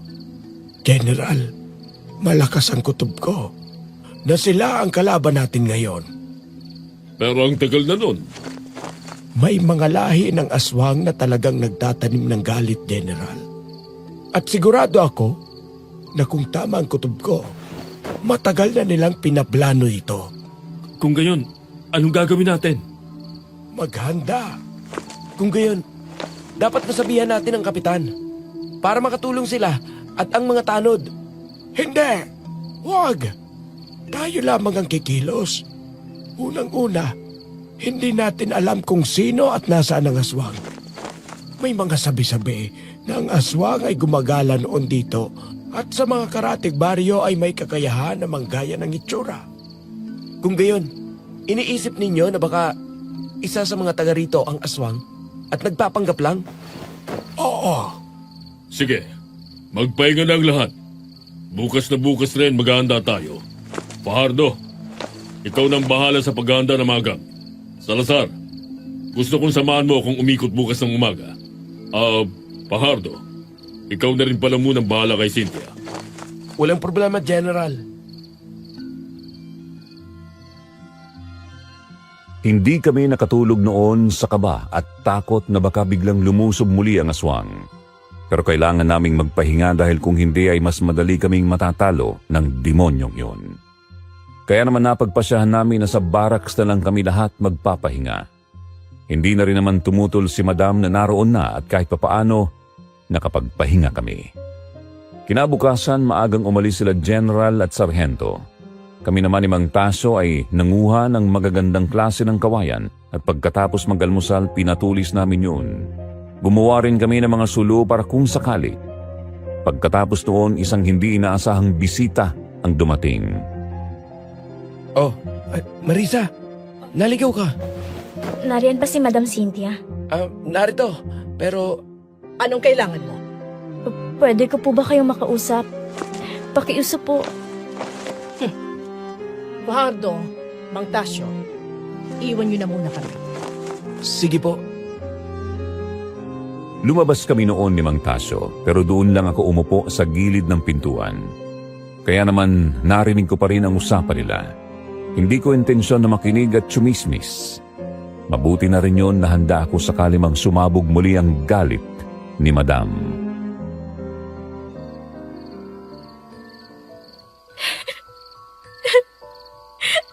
Alam ko pong walang kapatawaran ang ginawa ko sa inyo.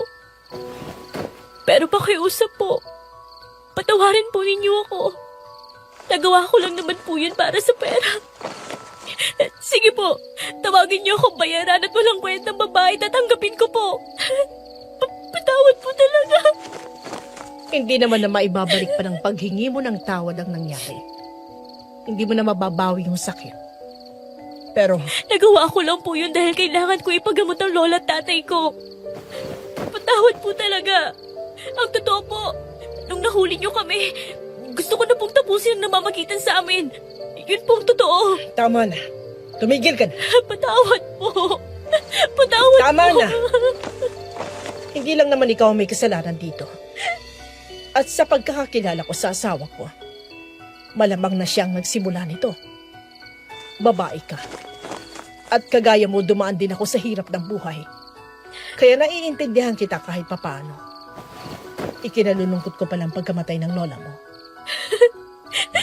Salamat po. Patawad po talaga. Patawad po. Patawarin mo rin ako kung muntik na kitang mapatay. Naiintindihan mo naman siguro, hindi ba? Opo. Napangiti ako nang marinig ang usapan nila lalo na at hindi naman pala talaga ganoon kalupit si Madam. Sumilip ako at nakita kong nakayakap na si Marisa kay Madam. At nang makita ko yun, nakampante na ako. Tumayo na ako at sumunod kay Mang Tasyo sa paghanap ng iba pa naming magagamit. Hapon na nang makabalik sila General.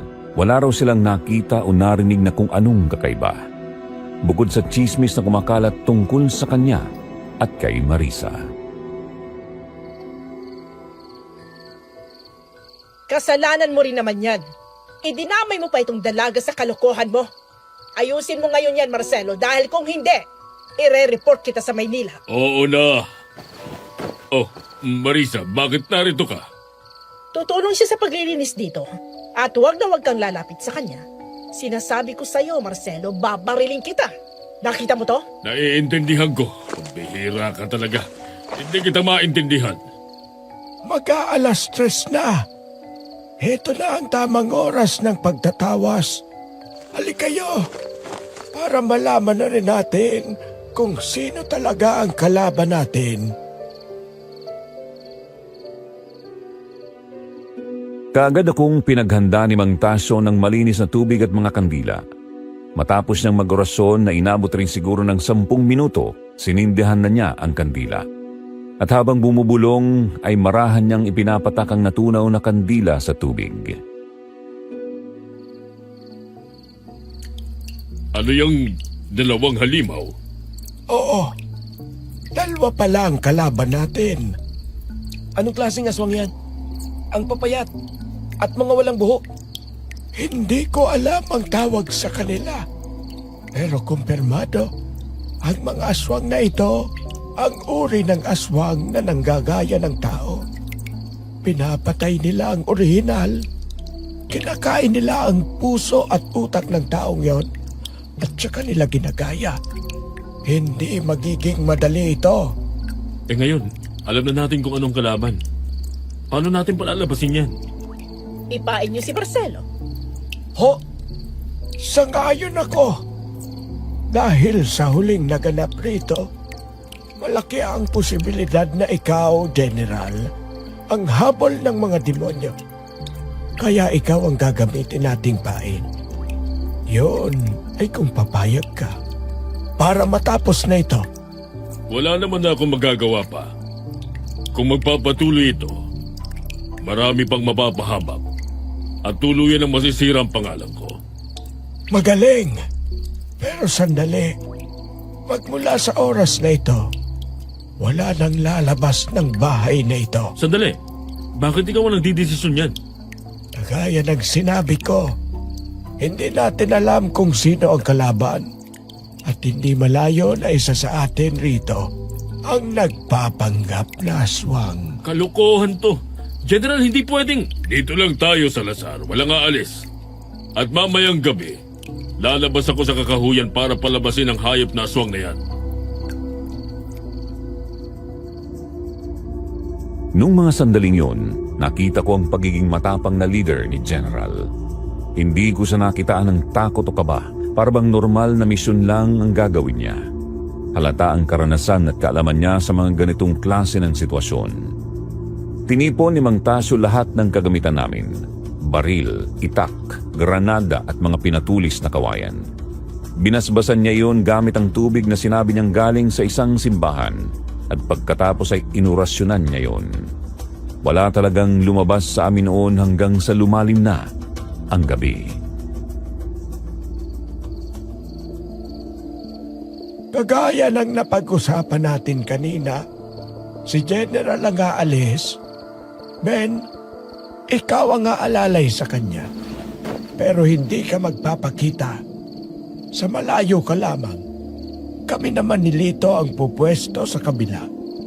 Mula doon ay hindi kami basta makikita ng kalaban at si Cynthia at Marisa naman ang maiiwan dito para basahin ang librito ng orasyon para protektahan tayo. Sandali. Pero paano tayo makakasiguro na si General ang pupunteriyan nila kagad? Paano kung tayo o si Fajardo ang unang atakihin? Alam kong itatanong mo yan. Kaya heto, General, ikaw ang magdala ng bayong na ito. Ano ho ang laman nito? Bakit parang may amoy? Lamang loob ng mga hayop. Hindi yan masarap para sa kanila.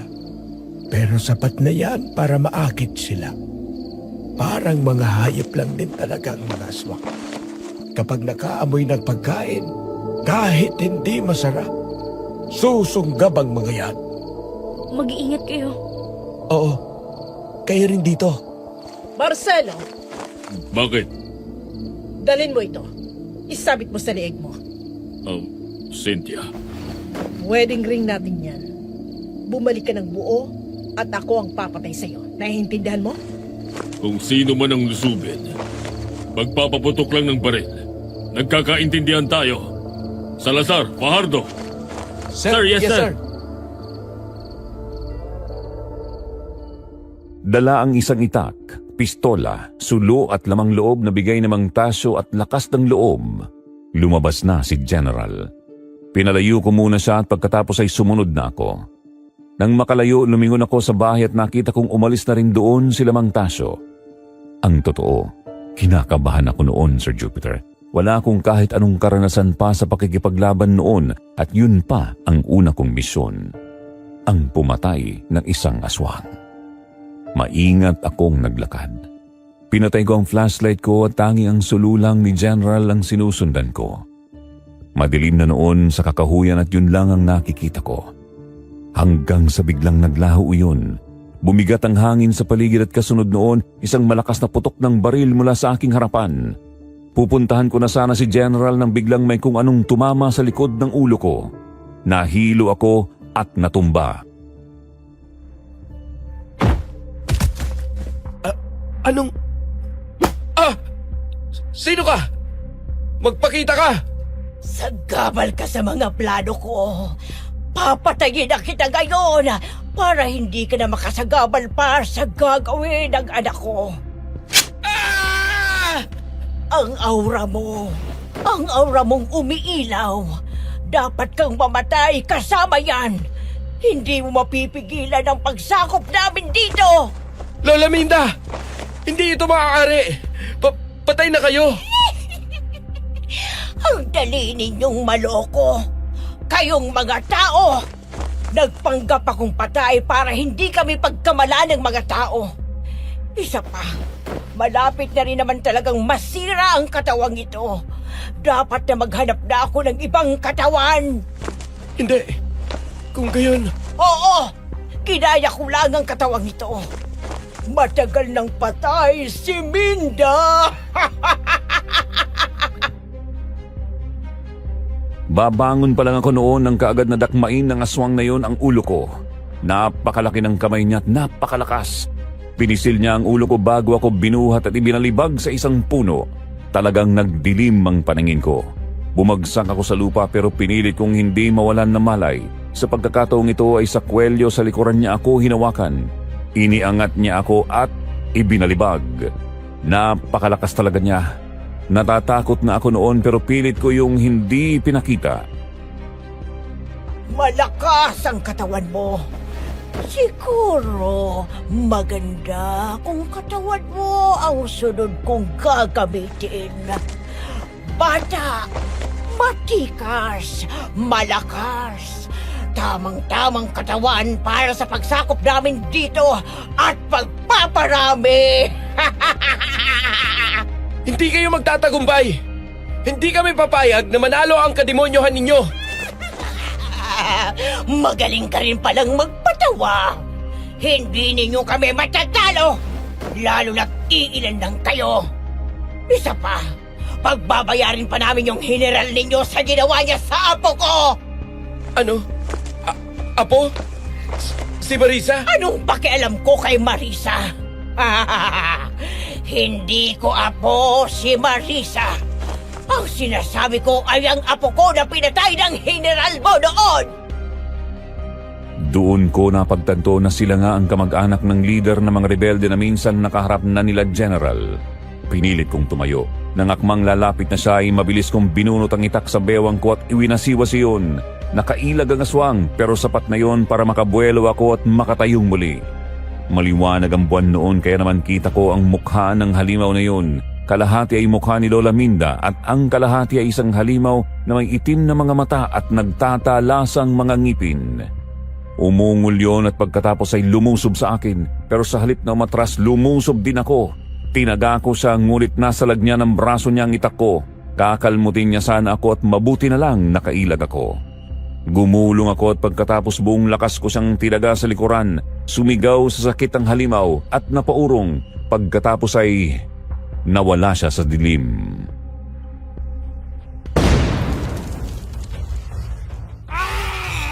Sige! Lusob! General! Kailangan kong pumunta doon. Sila Sargento kaya... Hindi ka makakatakas. Hayaan mo lang sila doon. Ako ang harapin mo! Visit ka! Untik ng mga mata ko doon! Bubulagin talaga kita. At saka ko na lang kukunin ng katawan mo, hayop ka. Ikaw ang hayop dito! Muling lumusob ang aswang, subalit may kakaibang nangyari. Parang noong unang paghaharap namin. Uminit ang pakiramdam ko mula sa dibdib pakalat sa aking mga daliri hanggang sa paa. Sa paningin ko ay bumagal ang kilos ng halimaw. Madali ko yung nailagan. Pagkailag ko ay kagad ko sang tinaga sa leeg. Hindi ko napugot ang ulo niya pero sapat na yon para mapatumba siya. Hindi na siya nakagalaw noon. May pagkakataon na akong patayin siya pero bigla akong nakaramdam ng awa. Ano pang hinihintay mo? Patayin mo na ako! Ano? Hindi mo kaya? Mahina! Mahina! Tao ka pa rin! Tao ka pa rin! Tao ka rin! Sundalo ka ba talaga? Kung hindi mo kaya pumatay ng isang katulad ko, wala kang karapatang maging sundalo! Ben! Marisa! Bakit nandito ka? Lola! Lola! Buhay! Humalakhak ang aswang at pagkatapos ay kaagad itong tumalon at pumunta sa likuran ni Marisa. Inilibot niya ang kanyang mahahabang mga braso sa leeg ni Marisa at itinutok ang matatalas niyang kuko sa leeg nito. Lola! Huwag mo ninyong gawin to! Lola, pakiusap! Hindi na ako ang lola mo. Matagal nang patay ang lola at tatay mo. Sa totoo nga, ay naaawa ko sa'yo dahil kailangan mong ibenta ang katawan mo para sa amin. Nakakaawa talaga kayong mga tao. Mga inutil. Lola! Ang lola ko, Ben! Patayin mo siya! Para makapagpahinga ng katawan niya at matahimik na ang kanyang kaluluwa. Pakiusap! Isasama kita! Isasama kita at ihatid sa lola mo sa impyerno! Nang akmang sasaksakin na ng aswang si Marisa sa leeg ay mabilis kong binunot ang baril ko at walang pag-alinlang ang binaril ang aswang. Sapul ito sa ulo. Napaangat ang ulo nito at nabitawan nito si Marisa. Doon na ako nang karoon ng pagkakataon. Lumusob ako at tinaga ko ang aswang. Iilag pa sana ito pero nagawa ko itong mahagip sa mata. Hindi ako tumigil. Muli ko siyang tinaga at tinamaan ko siya sa leeg. Sumirit ang dugo mula doon at kaagad na napaluhod ang halimaw. Peste ka talaga! Ikaw na sundalo ka! Dapat... Umpisa pa lang, pinatay na kita! Pero mamamatay ka din naman! Hindi ninyo mapapatay ang anak ko! At isa pa, parating na rin naman yung... Anong parating? Sino parating? Gumising ka! Gumising ka, halimaw ka! Tama na, Ben.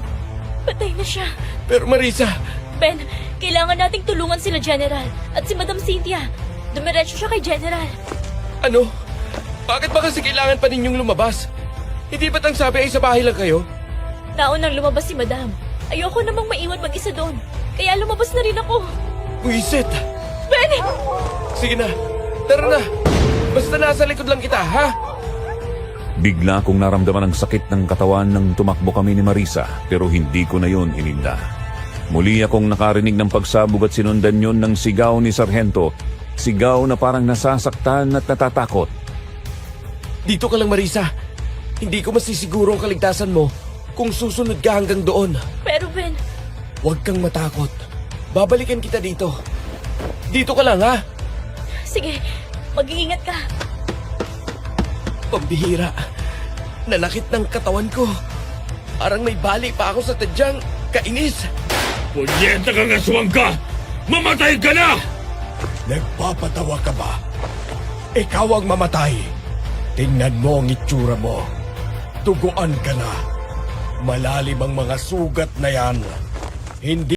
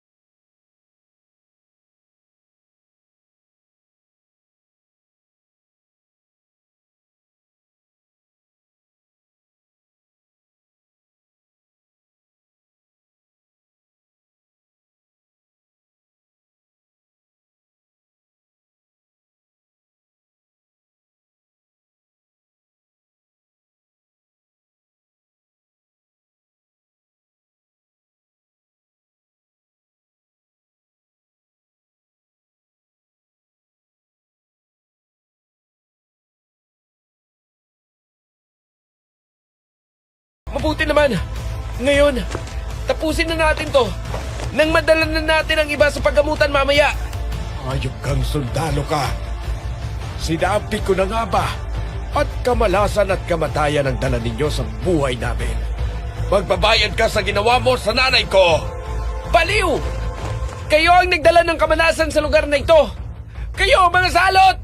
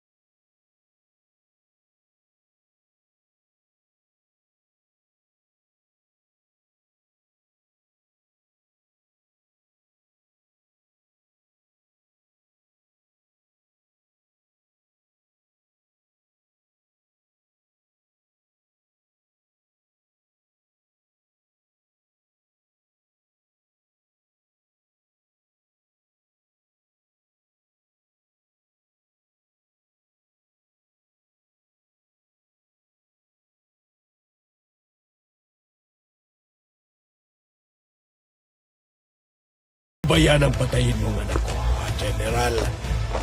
Oh, bakit hindi ka makasagot? Nilinlang mo ang anak ko. Kunyari makikipagkasundo ka. Kinuha mong loob niya.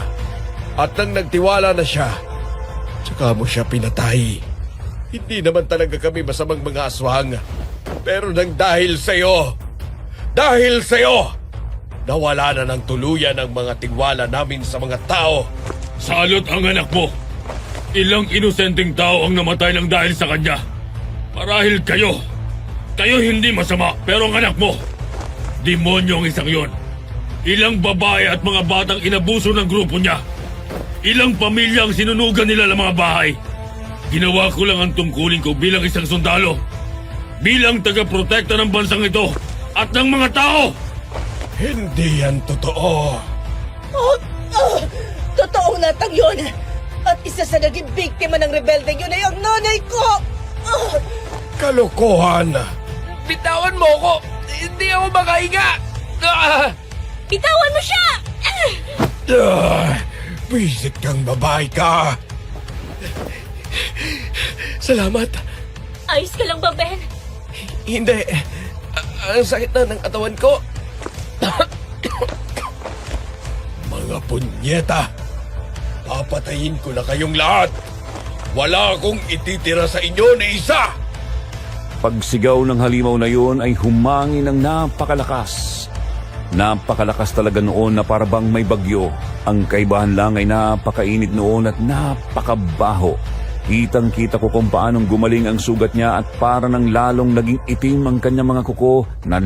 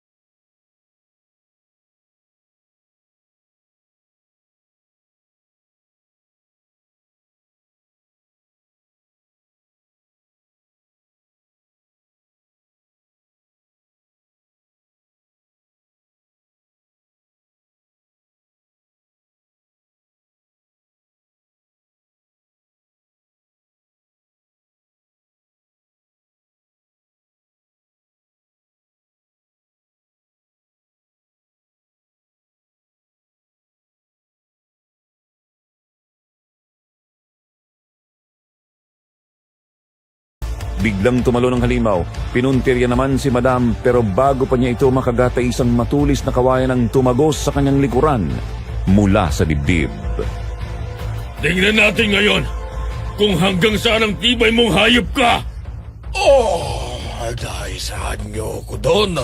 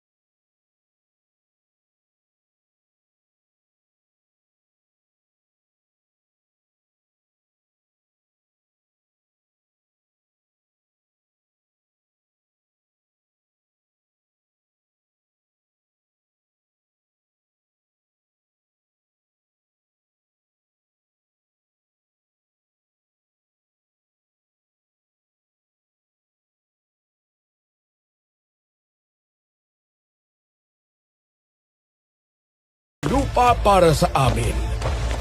Ben! Huwag kang maaawa. Nakita mo kung anong klaseng nilalang ang isang yan. Hindi siya dapat nakaawaan. Tama si Mang Tasyo at alam ko rin na yun ang tamang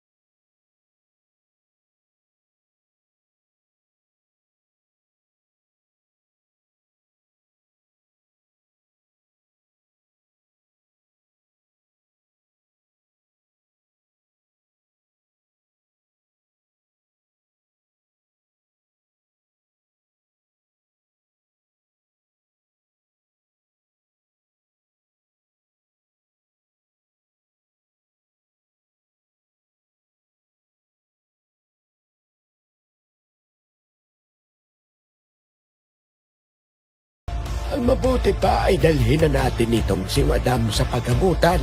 Itong si Sargento. Wala namang tama pero kanina patulog. Sige po. Pero anong gagawin natin sa mga bangkay nila? Sigurado bukas, makikita sila ng mga tao. At baka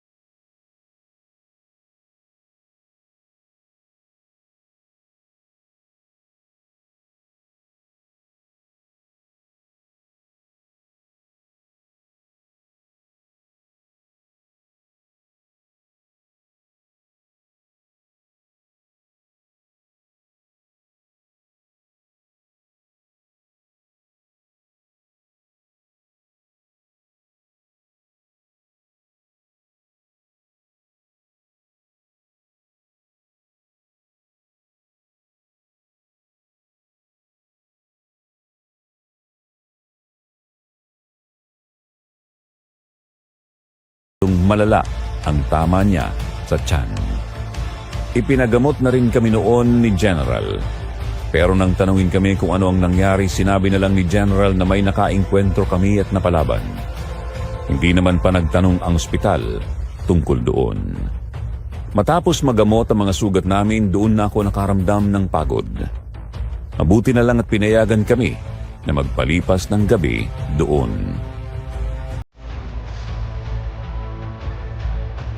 Marisa, Po, patawarin mo rin ako kung sinamantala ko yung kainaan mo at pangangailangan mo. Kung gusto mo akong kasuhan, tatanggapin ko. hindi na po. Hindi naman po kayo naging masama sa akin. Hindi nga lang sila lola at tatay ang pinagamot niyo. Pero kahit ganun po, ginawa pa rin po ninyo lahat para tulungan kami. Patawarin din po ninyo ako. Mabuti kang bata. Mabuting bata na may busilak na puso. Sigurado ako makakahanap ka rin ng lalaking tunay na magmamahal sa iyo. Hindi ba, Fajardo? Oh, huwag ka na magtago. Alam kong nariyan ka sa labas. Kanina ba kita nakita? Pasensya na po. Hindi ko po sinasadya na makinig sa usapan ninyo. Nakinig ka dahil nag-aalala ka kay Marisa. Nako, hindi po. Alam ko na yan. Tapos sige na. Maiwan ko na muna kayo at pupuntahan ko lang si Cynthia. Si Salazar pala, kumusta? Ayos na po. Gising na. Ang sabi ng doktor, nauntog daw po. Pero ayos naman na. At walang namuon na dugo. Ayos kung gano'n. Sige, nga pala. Makakabalik na kayo sa bahay. Kung ayos na mga pakiramdam nyo, bukas na bukas rin. Aalis na tayo doon. Talaga ho? Oo. At lalakarin ko na rin ang promotion nyo ni Salazar. Sige na. Sige na. Aalis na talaga ako. Marisa, ano nang gagawin mo ngayon? Ha? Hindi ko alam. Wala na sila tatay at lola. Nakakalungkot nga't hindi ko na nakita pang totoong mga bangkay nila. Para sana, nailibing ko man lang. Kung gusto mo, sumama ka na lang sa amin. Ha? Ano naman ang gagawin ko sa Maynila? Hahanapan kita ng trabaho. Tapos, pwede kang tumira sa bahay namin. May kwarto pa doon. At sigurado akong matutuwa si nanay na makilala ka. Ben, pero alam mo naman na. Wala akong pakialam sa nakaraan mo, Marisa. At handa akong maghintay kung kailan ka magiging handa sa isang bagong relasyon. Pero sana sumama ka na sa amin para malimutan mo na ng tuluyan ang bangungot na ito. Pumayag noon si Marisa na sumama sa amin. Kaya naman pagdating namin sa baryo, kaagad akong nagligpit ng gamit. Yung mga mahalagang gamit ni General ay hindi ko na ginalaw, pero yung mga kailangan, iginahon ko na rin. Akala ko noon tapos na ang lahat ng katatakutan at kababalaghan. Pero hindi pa pala, dahil bigla na namang lumitaw noon si Mang Tasyo. Bakas sa mukha niya ang pag-aalala at takot.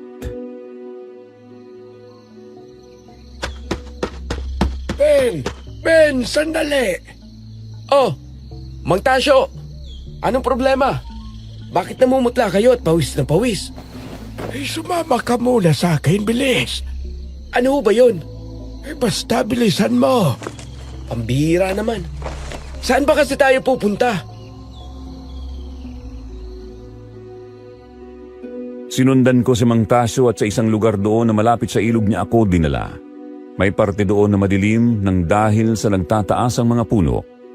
Dahan-dahan kaming tumulay sa mga malalaking bato at sa likod noon ay nang hilakbot ako sa aking nakita.